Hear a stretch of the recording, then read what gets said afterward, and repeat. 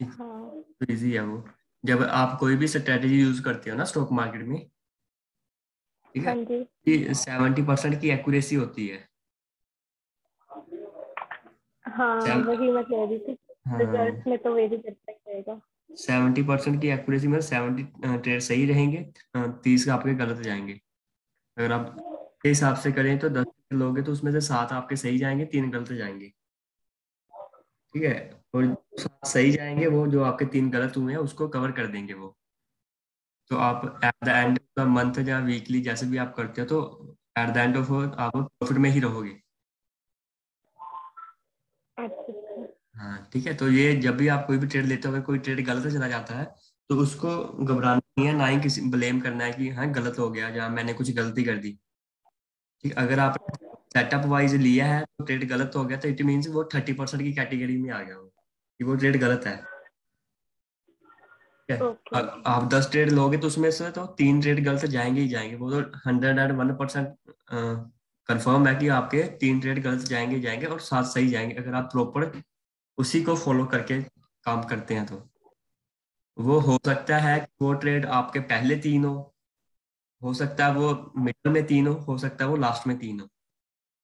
ठीक है, वो कहीं भी हो सकते हैं। अगर पहला ट्रेड आपका गलत चला गया इट मीन्स का आपकी 30% वाला जो है उसमें से एक आपका पहले ही गलत हो गया। अगर लास्ट में होता है तो लास्ट में काउंट करना है उसको। और हो सकता है कि अगर आप 10 ट्रेड लेते हो तो 10 के 10 भी सही जा सकते हैं, ऐसा कुछ नहीं है कि मतलब कि 3 गलत होंगे, मतलब प्रोबेबिलिटी रहती है कि 70% की सही होगा। हो सकता है कि 100% भी आपका ट्रेड सही चला जाए किसी मंथ में। अगर साल में 12 महीने आप काम कर रहे हो, 12 महीने में से 1-2 महीने ऐसे होंगे जहाँ पे आपके पूरे 10 के 10 ही सही जाएंगे, बाकी दिनों में वो गलत हो सकते हैं।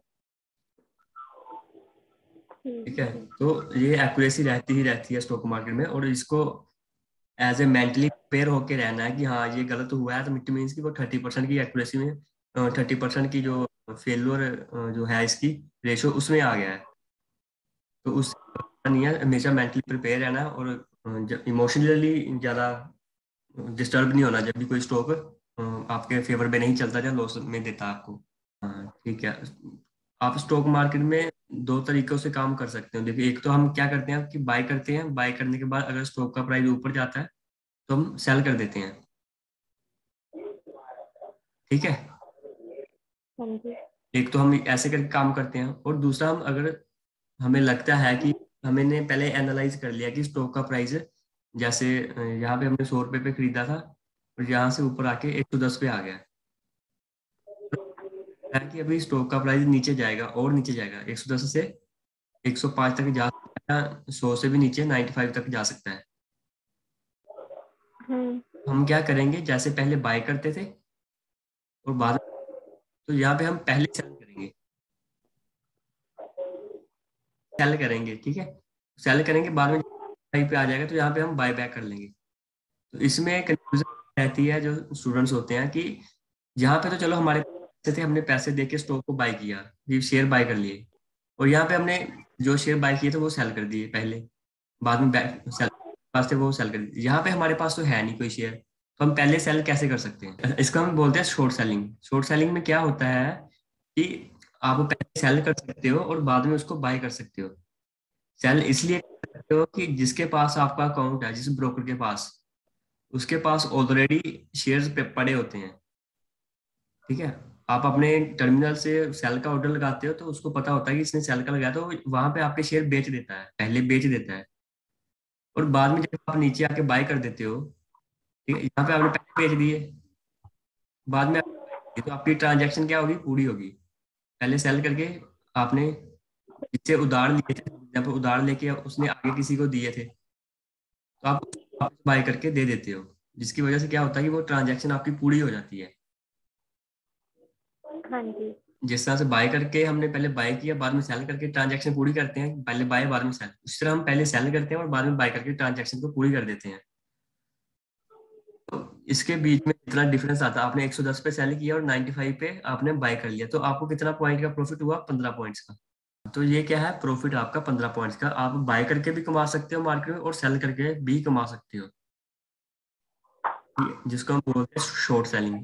बट स्टॉक मार्केट में अगर आप कैश में काम करते हो, कैश मार्केट में मतलब कि शेयर खरीदते बेचते हो, तो वहां पे सिर्फ आप इंट्राडे ट्रेडिंग में शॉर्ट सेलिंग कर सकते हो। इंट्राडे, अच्छा। इंट्राडे मीन कि आप आज ले, अगर आप इंट्राडे में आज सेल करोगे, मतलब आपने शॉर्ट सेलिंग करनी है तो आपकी एक दिन के लिए ही होगी। अगर आप आज बेचते हो तो आपको आज ही बाय करने पड़ेंगे। ठीक है, आप इसको डिलीवरी में नहीं कर सकते, शेयर्स में काम, मतलब कैश मार्केट बोलते हैं जिसको। ठीक है, इक्विटी मार्केट, अगर आप पैसे देके शेयर खरीदते हो और बाद में शेयर बेच के अपने पैसे वापस ले लेते हो, तो उस मार्केट में आप सिर्फ इंट्राडे में कर सकते हो काम, कि आज आप शॉर्ट सेलिंग करोगे, शॉर्ट करोगे स्टॉक को, नीचे आएगा तो वापस बाय बैक करोगे उसको। ठीक मार्केट में है। आप सिर्फ इसको एक दिन के लिए कर सकते हैं। अगर आपने लॉन्ग टर्म के लिए करना है, जैसे आज लेके उसको महीने बाद बेचना है, उसके लिए आपको क्या करना पड़ेगा, फ्यूचर मार्केट में ट्रेड करना पड़ेगा। ठीक है, स्टॉक मार्केट में काम करने के लिए और भी प्रोडक्ट्स हैं, जैसे कि फॉर एग्जांपल एक तो हो गया हमारा इक्विटी मार्केट, हम शेयर खरीदते हैं और शेयर बेचते हैं। हाँ दूसरा हमारा जी। हो जाता है derivative market. Futures and option. हाँ बिल्कुल, फ्यूचर एंड ऑप्शन। इसमें डिफरेंस क्या होता है, जब हम डेरिवेटिव का करेंगे तो इसमें मैं आपको पूरा डिटेल में बताऊंगा। फिलहाल आपको मैं ये बता देता हूँ कि इक्विटी मार्केट में जैसे आपके पास 100 रुपया है, तो आप 100 रुपए के शेयर खरीद सकते हो जितने भी आएंगे। फॉर एग्जाम्पल 100 रुपए का एक जो आप शेयर खरीदते हो उसका प्राइस 100 रुपया है, तो आपका 100 रुपए का एक शेयर आएगा। बट फ्यूचर मार्केट में आपको 100 रुपए से आप शेयर नहीं खरीद सकते। इसमें क्या मिलता है कि पूरा का पूरा लॉट साइज मिलता है। लॉट साइज में अगर आपने निफ्टी का शेयर, निफ्टी को खरीदना है, ठीक है, निफ्टी का लॉट साइज कितने का, 50 का, 50 क्वांटिटी का। अब जैसे अभी अभी क्वांटिटी का है 75 का, नेक्स्ट मंथ से ये 50 का हो जाएगा। ठीक है, इसको हम बता दें, मतलब फॉर एग्जाम्पल की